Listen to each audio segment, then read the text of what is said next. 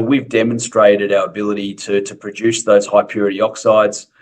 We've built a demonstration plant. We're going to 24/7 operation now.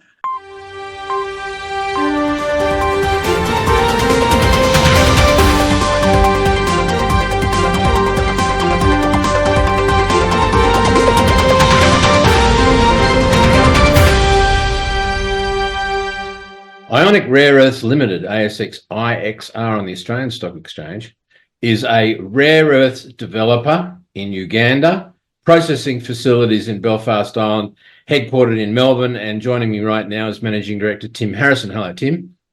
Hi, Tim. How are you? I'm very well, thank you.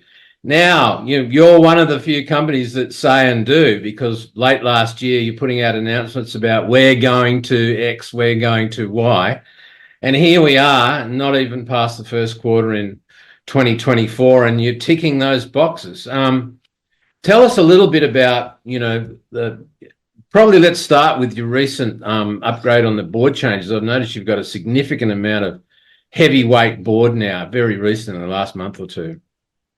Yeah, we're very fortunate to welcome Brett Lynch coming on as Executive Chairman.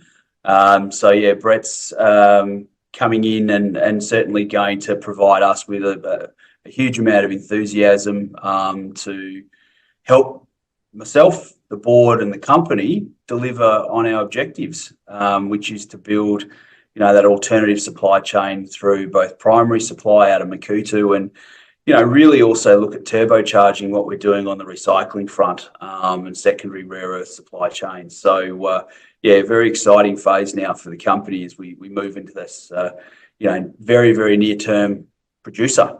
Yes, that's exciting. Now, in terms of being a producer, your primary in-earth asset is in Uganda, in Makuutu, and you're building or have just recently built a test plant. Please tell us about that. Yeah, so we're building a demonstration plant in Uganda on site at Makuutu. We are very, very close to starting production of mixed rare earth carbonate. So this is a value-added intermediate chemical precipitate produced from our deposit, which is an ionic adsorption clay. And so we're able to very simply extract the rare earths from the clay in an elemental form to make that magnet and heavy rare earth rich product, which has certainly got a lot of appetite across Europe, the US and Asia. I noticed that 85% of the material coming from Makuutu is of the heavy rare earth type, which is particularly suited for EV applications and motors and wind generators and clean technology. That's right. 85% of our potential basket revenue come from magnet rare earths.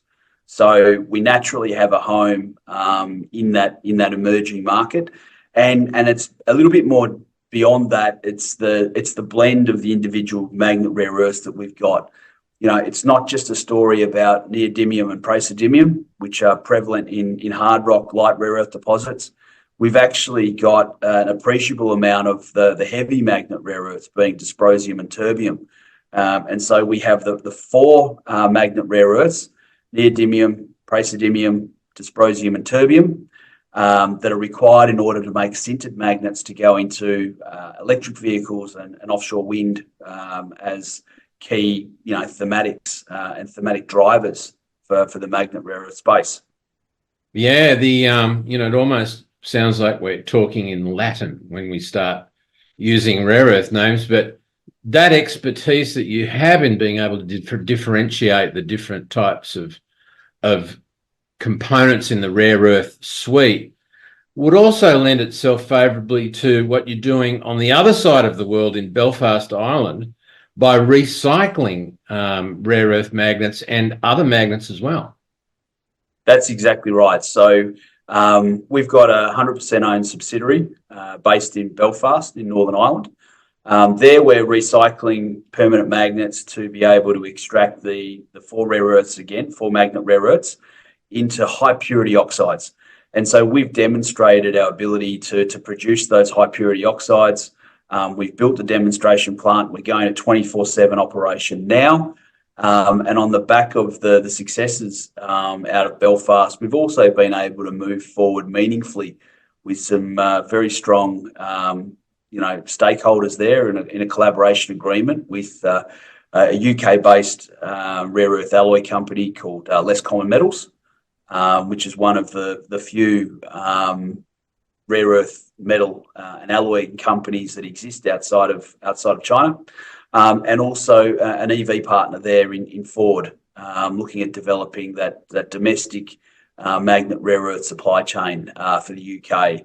And I think it's a model that potentially will be replicated in other markets with other partners. Tim, I've been watching the rare earth market for some time, and I can't see any other company that's being able to tick all the boxes, so to speak, in such a short time frame. I mean, you've got mining licenses approved, you've got in-country partnerships sealed, you've got the test plant done, you've got processing and using the Ionic technology to recycle magnets. Now, this is all leading somewhere, I'm sure. What's going on with the Critical Minerals Act, and how is Ionic RE addressing that?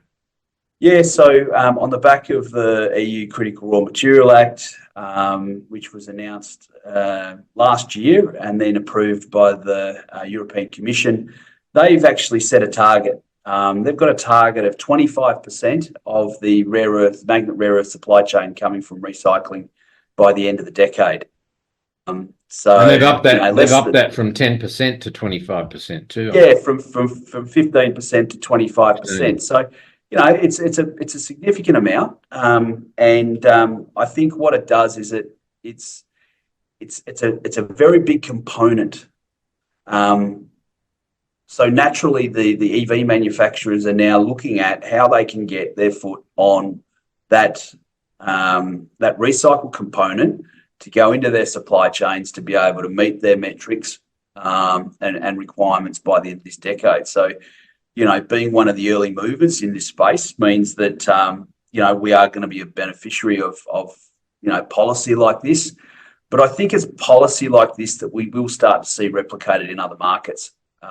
So, the successes out of Belfast and local policy there and the Windsor framework and our ability to also operate not only in the UK but Europe from Belfast mean that we should see certainly the momentum moving very, very quickly out of Belfast into continental Europe and the US and other markets that we're looking at for recycling in the near term.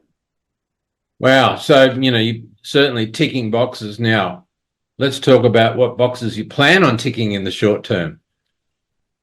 Yeah, well, look, right now the focus for both the team in Uganda is getting that mixed rare earth carbonate produced and getting that in the hands of some of the groups that we're talking with now around offtake.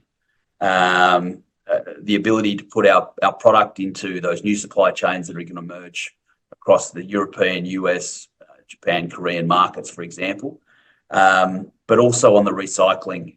Likewise, constant production of high purity separated oxides with that demonstration plant operating, the ability then to sequence and schedule in other potential parcels of magnets from other groups so that we can progress relationships.